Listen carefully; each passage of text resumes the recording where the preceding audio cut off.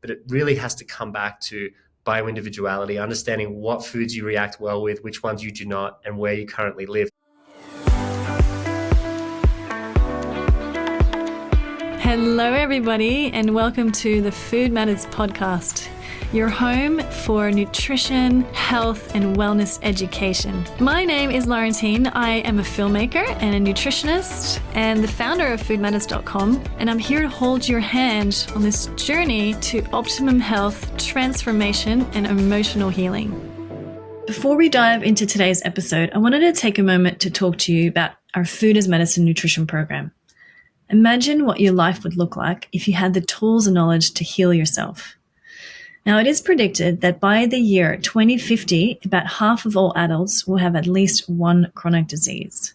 This is despite the explosion of the global wellness industry, estimated to be worth $4.5 trillion US, and organizations like the USDA releasing nutritional guidelines every year.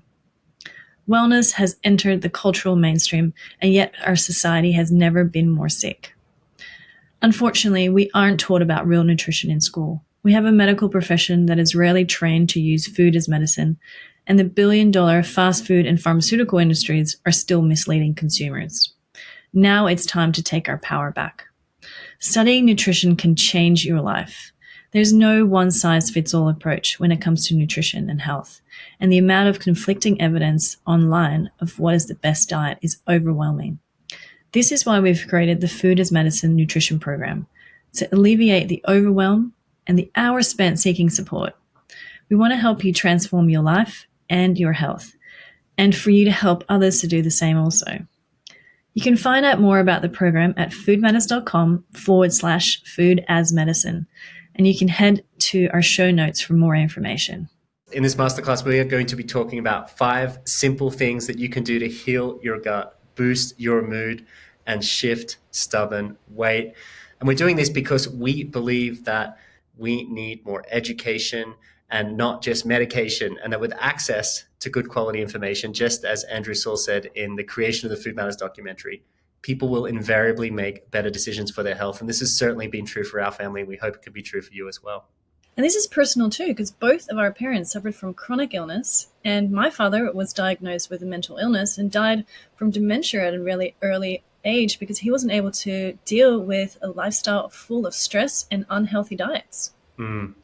My father was a slightly different story. He was on 6 different medications, suffering from chronic fatigue syndrome, depression, anxiety, bedridden for 5 years. However, we were able to get to him in time. We were able to convince him to change.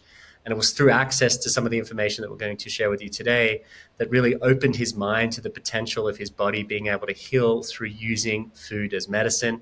And this is the cornerstone that has sort of supported the mission of Food Matters, all the films that we've made, and now sharing some really practical takeaway information with you in this masterclass.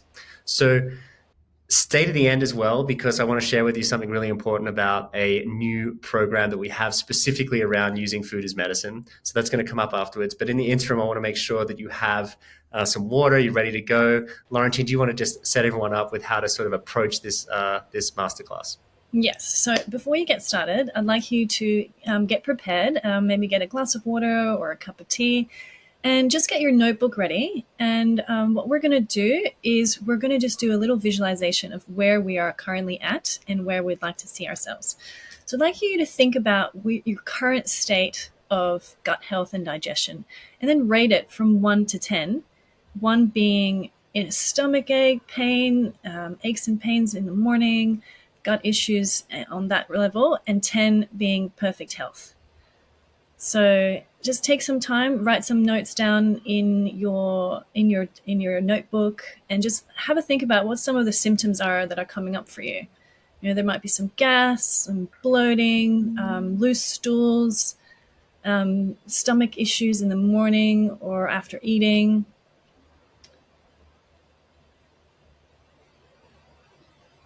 Okay, so for the next one, I'd like you to write down your current state of mood.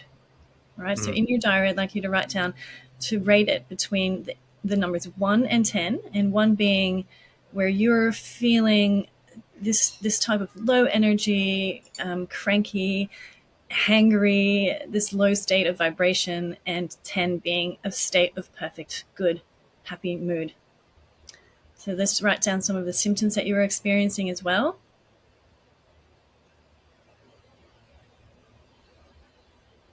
And then I'd like you to rate your current state of weight. So where 1 being the weight that you are currently, that you're not happy with, you're feeling sluggish, or you're feeling like you're overweight, you're seeing the love handles come back, and 10 being perfect, good health, where you're just like, yep, I'm really happy with my weight currently. And then I'd like you to also just take down some notes on frequent symptoms that are coming up for you in regards to your weight challenges. Are you having negative self-talk? Are you having a hard time waking up in the morning and challenging yourself to doing a run or going for a walk? Or are you feeling sluggish and you're just not feeling your top self?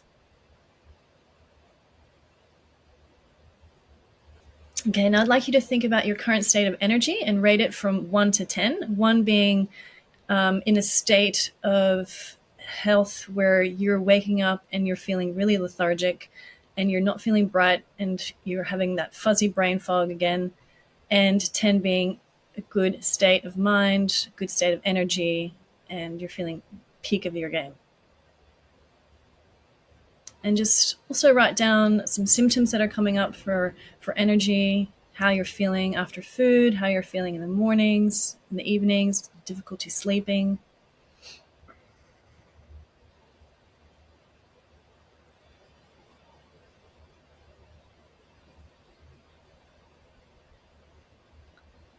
Okay, so all that aside, thank you so much for doing that and taking part in that little quiz. So I'd like you to, you're probably here right now as well to get some really great tips and trying to find ways that you can improve your health through affordable things that you can do and literally able to bring you back into that state of 10 to 10. All right. So let's talk about things that we can do, really simple things and tricks and hacks to make you feel that way. Thank you, Laurentine. That was really great to set this up. And I hope that everyone feels like they have a basis now to understanding how this information could impact you. Because if we don't have a basis point or a datum, it's going to be difficult for you to register. Are these changes that we're going to be speaking about making an impact for you? I'm very confident that they can. And I know this because we've helped my father go through this and thousands of people that have been helped by this information as well. One thing that David Wolf told me that really stood out, one of the first interviews we did with him, Laurentine, was that you can have the best Lamborghini, the best car, the best engine in the world, but if you don't have rubber on your tires, you're not going to go anywhere. And this is really a great analogy for the human body. Our body is so innately intelligent, so powerful, but if we don't have the right inputs, if we don't have the right approach to our nutrition and lifestyle, then we're going to suffer. And we see this so often with people suffering from issues of energy, weight, mood. And in these 5 steps that we're going to speak about, we're really going to open up sort of Pandora's box of the most practical, simple steps to help you make the biggest impact in these areas. So let's get started. These are going to be the 5 simple steps that you can do to heal your gut, boost your mood, and shift stubborn weight. Step number 1 is embrace biochemical individuality. So bioindividuality is a concept that I think gets missed in so many discussions when it comes to diet, nutrition, and health, and healing, and transformation. And that is that we are all different and we need different things at different stages of our lives as we go through the journey of being human. If you're a 55-year-old woman with a European background going through a hormonal shift, you're going to need a very different approach to a diet to a 32-year-old woman preparing for pregnancy, even with the same background. Or if you're a teenager from an Asian descent and you're coming to a Western world and you're embracing Western standard diets, you're going to have a totally different need. So really leaning into and understanding this and taking note of your cultural stock and heritage, and also what makes you up genetically, and also where you currently live. These 2 really factor into bioindividuality. And on top of that, what stage and cycle of life are you at? And what are some of the symptoms that you're suffering from? One of the biggest travesties we've seen in the diet industry is that we have promoted wholesale these approaches of a one size fits all. The 80s, the high carb low fat diets, and now it's switched to high fat low carb, and then vegan vegetarian, and then paleo, and then pescatarian, and then low sugar. And all of these diets have merit in their own accord, but it really has to come back to bioindividuality, understanding what foods you react well with, which ones you do not, and where you currently live. To give you some quick tips on this, if you're from more of a European descent, you may do better on some oats and some grains if prepared correctly. And if you're from more of an Asian descent, you likely don't do as well on dairy. And so to have these sensitivities to this is really important. And then you have to think about where you currently live. If you're in a subtropical environment, eating to that culture and that environment. If you're in more of a temperate culture, eating to more of that environment. This is the first point where we start. So we level set our approach into this. I hope that makes sense. Step number 2, I'm going to kick this off, and then I know Laurentine's going to want to have something to say here, and that is become a qualitarian. And this is another overarching principle. It's about choosing quality over I eat this and not that. It's what is the highest quality we can get access to. Laurentine, what are your thoughts on this? So being able to look after your body requires you to think about what you put in your mouth, and everything. It's like creating a filter. Everything you put in your mouth, you have to ask yourself, what quality is this? Where does it come from? Where has this been sourced? How the energy behind it, what the intention is of the producer. I know it's just a bit hairy-fairy, but it actually really allows us to really start to think about, okay, the whole supply chain of where our food is created and how it's created. So being able to choose, for example, when we go into the supermarket and we're choosing eggs, we're looking for eggs that have been biodynamically sourced, or they've been raised. These chickens have been raised in an environment where they've had life, they've had sunlight, they've been able to feed with the actual, grass and the seeds and the weeds, rather than, mass-produced chicken eggs where they've been put in cages, they've been probably maltreated. And all of these things require us to think with a new filter. So becoming a qualitarian is another way of just saying, where does my food come from and what quality am I eating? And a lot of times this is another thing that when we were interviewing David Wolf, he talks about when we look after ourselves, when we eat a new way, when we create a new diet for ourselves, we want to eat more of the good things. We want to eat more of the good things, and eventually will crowd out all of the bad things. So we don't want to focus too much on, cancel this, eliminate that. We're creating more stress in our body. But however, we want to create more of this energy around, okay, let's enjoy all the good things. So we're eating more greens. We're eating more vegetables that come from the earth. We're eating more fruits and vegetables that have been grown in an organic way. We're eating more warming foods as soups and stews. And we're eventually going to be crowding out the processed foods, the foods with the overly sugary foods. So we're crowding out foods that, I guess we've become addicted to over time. They've crept into our diet. However, if we focus on adding more into our diet that is healthy, that's green, that's nutritious, and that's full of nutrients, then we're going to eventually crowd out the not so healthy stuff. Does that make sense? Absolutely. And I think this idea of becoming a qualitarian, yes, it's a new label somewhat, but it divests from the dogma of all the traditional labels that we've seen in the diet industry, and this offers a much more peaceful approach to food selection. Of course, there's going to be individually foods that you might not connect with, or also you do not react well to, and you should be avoiding them. And you can keep a food diary or just a sense of how you feel after eating them, or do a blood test. And then becoming a qualitarian is this idea of, how do I choose the best quality and not get stuck in, I can't have this, or I can eat this, and I can't have that. You're more fluid in your approach to diet, and you're focused on quality. This will step you so much further in that direction of crowding out poor quality foods. So Laurentine, step 3, this is your favorite meal of the day. Do you want to talk about it? Okay, so I really believe in upgrading our breakfast to feel good all day. There's so many of us that start the morning with either a rushed coffee and a muffin, or we have, these type of sugary breakfasts that almost look like desserts.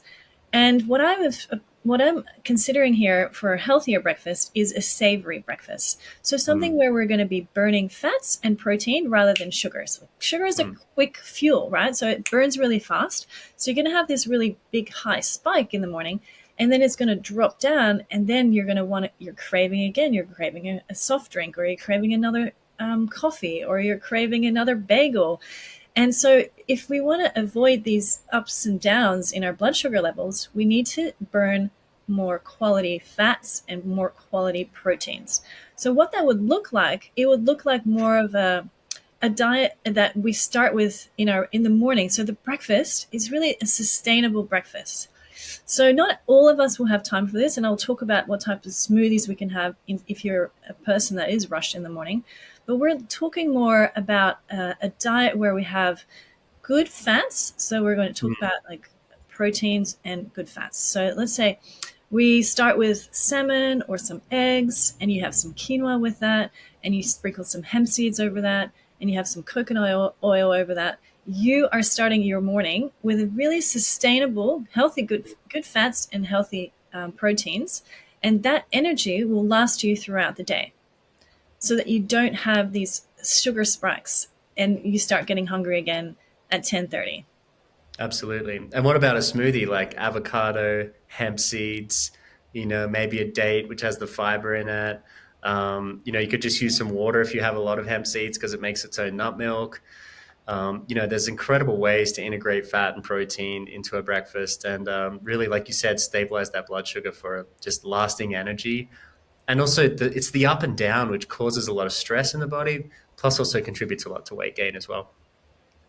So let's talk about the healthy proteins, for example, that we can just, so you've got your Hmm. notebook there. So let's talk about, James, you and I can just jam on this. Healthy Okay. proteins, Uh, sardines, yeah, sardines, tempeh. tempeh, I would say hemp seeds. hemp seeds, salmon, Hmm. Nuts and seeds in general. nuts and Uh, seeds, yeah. yes, soaked ideally, hmm Then what about buckwheat, healthy fats? chia seeds, Uh huh.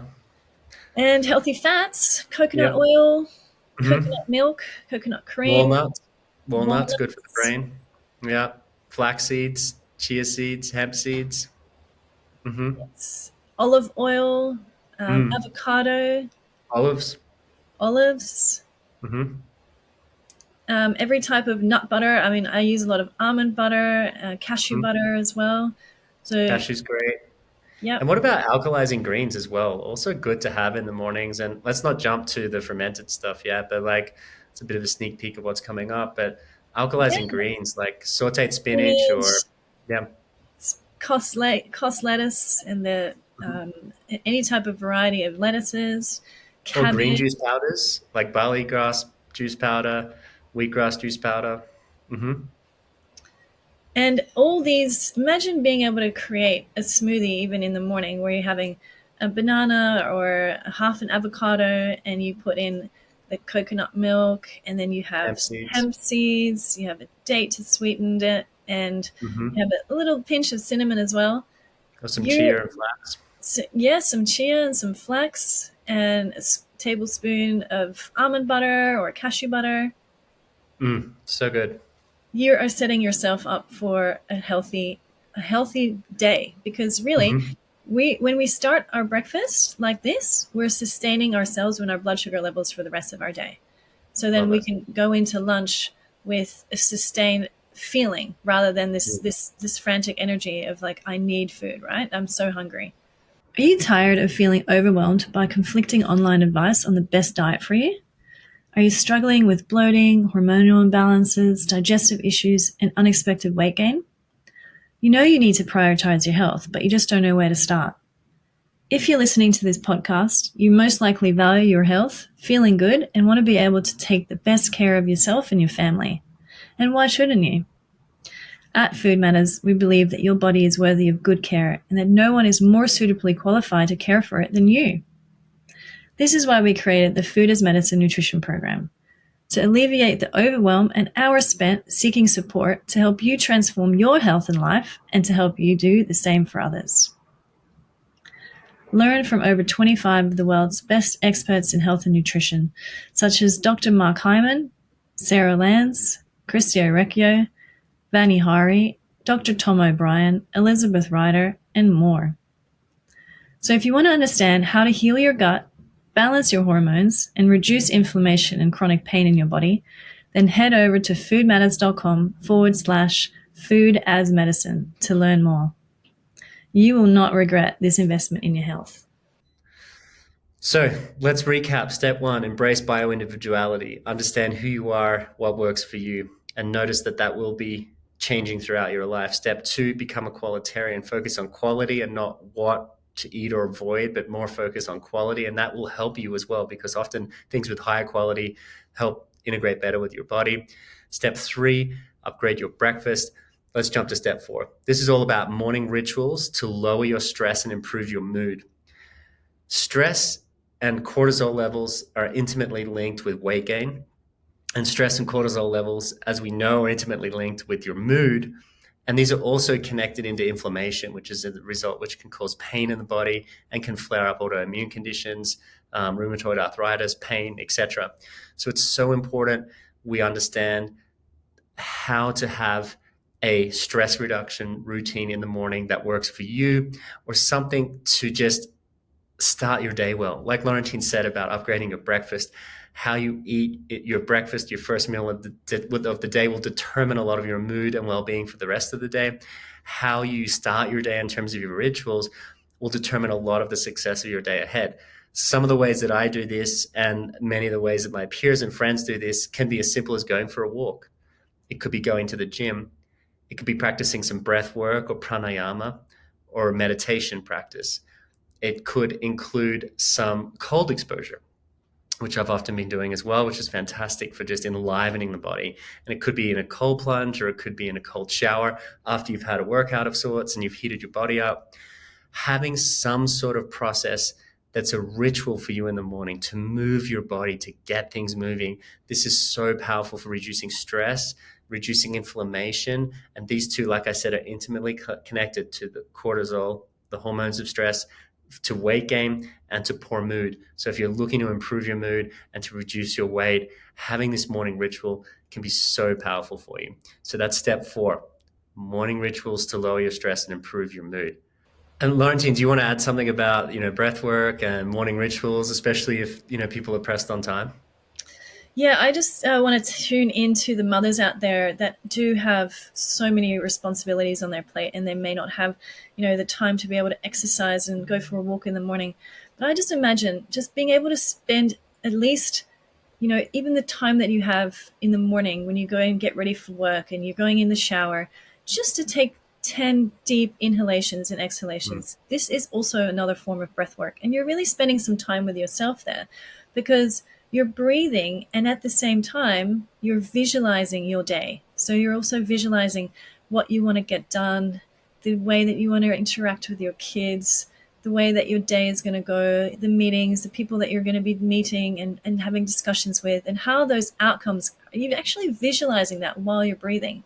So it's not just a chance to breathe, it's also a chance to help you focus on what you'd like to get done today in a really positive way. So, yeah, just taking these 10 deep breaths allows our nervous system to really calm down and to reset and to go into that state of theta.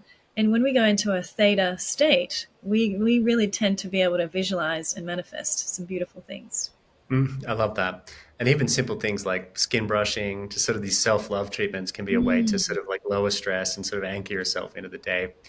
So thanks for sharing that. Okay, let's get to the last point now, and it's step number 5. You're going to want to make sure that that notebook is out and ready to go, because we're going to drop some bombs here about what to eat, Mhm. foods to add into your diet. This is going to be super exciting. So step 5 is to add these 3 categories of medicinal foods into your diet. I'm going to I give you the love headlines first, and we're going to jump into some examples. The first category is fermented foods. The second category is anti-inflammatory foods. And the third category is mood boosting foods.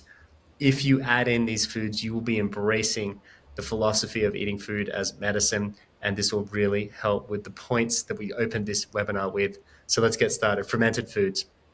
These foods help to support gut health. So you have fermented foods and you have prebiotics, which are foods that support the bacteria that live in your gut. These 2 categories are very important, and they're very easy to integrate into your diet. Let's start with the fermented foods. Kefir, sauerkraut, kimchi, Yogurt. Laurentine, is there others that you want to sort of mention that some of your favorites? Yeah, I mean, even honey, fermented foods, they're so important for our bodies because back in the day, we used to use fermented foods a lot more, and now we tend to go to fermented foods that are heat treated, and you can see the sauerkrauts that are more, they're more in our diets for our taste. But back in the day, we used to create these foods, and I'm originally from Holland, and sauerkrauts and pickled foods were Mm, part of our lifestyle, because we would have these foods in abundance, and then during the summertime and then during the wintertime, you would need to store foods in a way that they would be allowed to have all the bioavailability and the foods and the nutrition still available throughout the mm, winter. So how we would do that, we would pickle them and we would ferment them and store them in our cellars, right? And so these good bacteria that have been fermented with these foods allow our body to have a pre-digestive, it starts a pre-digestive system, and it mm, really allows us to have good gut health. And so let's think about what is a sauerkraut, for example. What how we make that is quite simple. It's just as simple as chopping up the cabbage, using a brine. A brine is made up of salt water, quite salty water, almost like mhm, the same amount of consistency of salt as an ocean water, and water. And that's all it is. So we're chopping up the vegetables, putting it into a giant pot, and then we're almost like we're taking out all of the air, and we're allowing it to sit overnight and for the next couple of weeks and ferment in its own brine. And then it's actually creating the bacteria that are beneficial for our body. So when we then store it and use it at a later stage, these good bacteria are then able to help crowd out the bad bacteria in our body when we eat them. And there's so many ways you can. I mean, sauerkraut's one example. There's, like I said, kefir, kimchi, tempeh, natto, pickled vegetables, pickled ginger. And then one of the things you alluded to at the start there was sort of more on the prebiotic side. So these are foods that you can eat to sort of give the bacteria some other things to eat themselves. So you're sort of supporting the colonization of this bacteria. And these are things like honey, like Laurentine mentioned, but bananas, apple, asparagus, leeks, sugar beet, chickpeas, lentils. These are very common prebiotics. So very important to include as well as the probiotics. So you're giving not only the bacterial environment to the gut, but you're also giving food for that bacteria to eat and to thrive. If you look at every great culture in the world, they have their own traditional probiotic foods. So if you look at the Indian culture, for example, they have the lassis that's made out of yogurt, and they have the chutneys that you eat while you're having a curry, which all Yeah. help to aid the digestive process. Hmm. And you have this also in the European culture, and you have this in the Korean with the kimchi and the Japanese culture. Hmm. So all of our cultures, if we look finely in fine detail at them, they have a type of fermented food as incorporated into their healthy lifestyle. Absolutely. Okay, let's get ready for category number two, and that is anti-inflammatory foods. So these are foods that lower inflammation in the body. Inflammation can lead to pain, it can lead to weight gain, and so many things. And this is typically coming from stress. It's also coming from our environment, and it's also coming from our foods. So if we're eating anti-inflammatory foods, we create an internal environment to sort of lower that inflammation and to sort of put us into more of a relaxed, less stressful bodily state in which our body can be in more homeostasis and harmony. And so, very powerful anti inflammatory foods include things like turmeric, ginger, fatty fish. But again, coming back to step two on the qualitarian side, high quality fatty fish. This is going to be wild, typically not farmed fish. And as Mark Hyman talks about the smash fish, this is sardines, mackerel, anchovies, herring, and salmon, or salmon and herring, sorry. These fish are typically beautiful quality fats. And most of the time, if you can source them wild, they're very good quality. Other things like chia seeds, hemp seeds, green vegetables, strawberries, blueberries. So the berries, the colors in fruits and vegetables in particular, provide a lot of polyphenols, which are powerful for reducing inflammation in the body. So that's the anti-inflammatory category. And finally, mood boosting foods. There are some great mood boosting foods that are out there. Laurentine, do you have any favorites that you want to talk about, or I can get started? medicinal mushrooms like reishi Mm, mushrooms, mm, ashwagandha, very mm, powerful.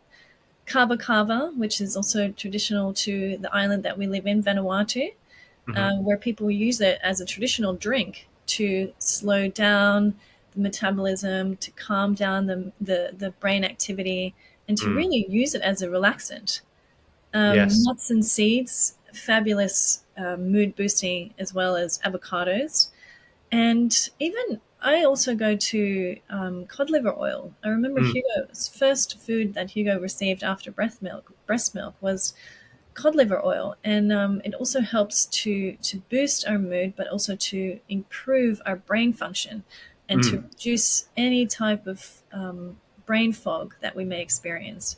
So That's yeah. the fat soluble vitamins, like A, D, E, and K. Very powerful for boosting mood. In particular, one of the things you touched on was ashwagandha. This is super powerful for reducing stress. Same with kava, which I use on a frequent basis as well for reducing stress and just bringing the body into that relaxed state.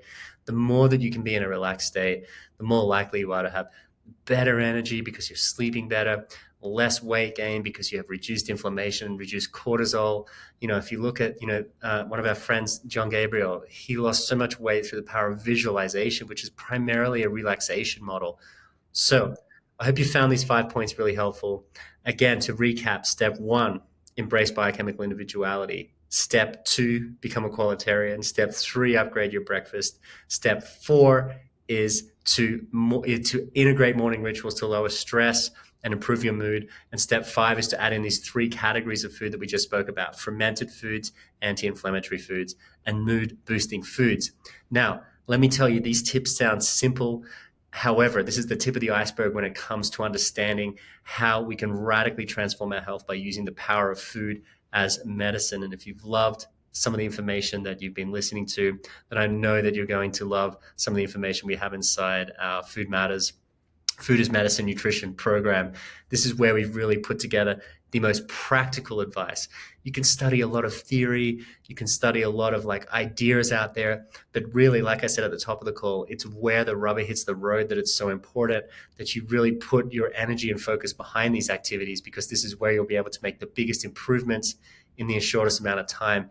If you think about, in the modern world, we suffer so chronically from illness. In fact, 7 of 10 chronic deaths in the world are caused by chronic illness. And over half of these are like stroke, cancer, and these conditions are very heavily related to how we eat, how we live, how we think. And this program is designed to help you do that. My father spent tens of thousands of dollars on, medical experts and advice and medications. And it wasn't until we brought him this information at such a low cost that radically transformed his life. So, really, my question for you today is, if you think this information is valuable that you've learned today and you'd love to keep learning more, are you ready to make an investment in your health and take that step towards improving your well being and taking control of your health so that when push comes to shove, you're not reliant on the medical industry or the pharmaceutical industry or the agrochemical industry or the fast food industry, which subsidizes food to make it cheap for us?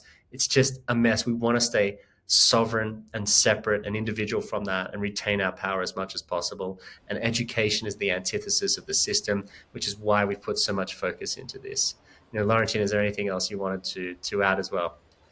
Well, we've wanted to make this program really simple and fun and easy to get through for all of you guys.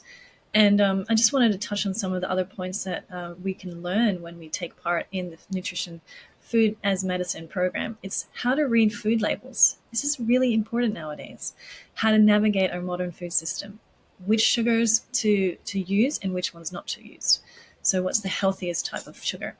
What fats to avoid and which ones to add into our diet? What type of food additives to avoid, how to see them, and what to actually experience, what sort of effects they have on our body and our children. We do not want to be putting these foods into our bodies and our kids' bodies. How to make healthier choices at the grocery store, knowing how to shop the perimeter usually, avoiding all of the processed foods and all of these safe and easy ways to detoxify our body. Another Mm, really important topic that we haven't touched on today, but yeah. detoxification, a massive important part of our daily life, because we are so bombarded with toxins from every part of not just the food we eat, but also the Mm, environment that we live in. the products that we lather on our bodies, even the products that you use when you wash your clothing. All of these things we have to be really careful for, and how we can remove them safely from our body. And last but not least, how to use food as medicine to heal our guts. So we've only touched on some of the points in this webinar, but there's so many wonderful ways to do that as well. Thank you, Laurentine. And really, with this program, our intention since the beginning of Food Matters has been to help one person, and that was my father. We weren't able to help Laurentine's father, and that was a tragedy. And then it became, well, how do we help more of our friends and family? Then it became, well, how do we inspire a movement of helping people change their lives through understanding the power of using food as medicine? And that's why we created the films, but they didn't go into as much detail as we desired. Now, as we continue along, it's really the biggest feedback we get is, can you just help make it as practical as possible so that I can walk into a supermarket with confidence and know exactly what I need to pick up, what I need to avoid, and simple meals I can make. And that's what this Food as Medicine nutrition program is about, really about balancing understanding and knowledge with practical application. And our guarantee to you is that this is the highest quality knowledge from some of the world's leading experts in this space that we've had the honor to sort of work with and sort of study under over the years, and to bring it to you in a form that's easy to understand and easy to access wherever you are in the world. You can listen to it by vacuuming your house or waking up in the morning or driving to work, and you can take notes with the notebooks and so much more. And for a limited time only, as part of this webinar, we have a special not to be repeated offer where you'll get access to some incredible bonuses and a special price where you'll save thousands of dollars on the price of all the bonuses and everything included for just a fraction of that cost. And there will be a link below this video where you can find out more about that offer. And we cannot wait to welcome you as the next group of students studying this Food as Medicine program, something we're so proud to bring to the world. And thank you so much for being with us for this webinar today. So yes, thank you everyone for listening. I really enjoyed that talk. I hope you did too. And there will be more of these on the Food Matters podcast. So head to foodmatters.com and see you again.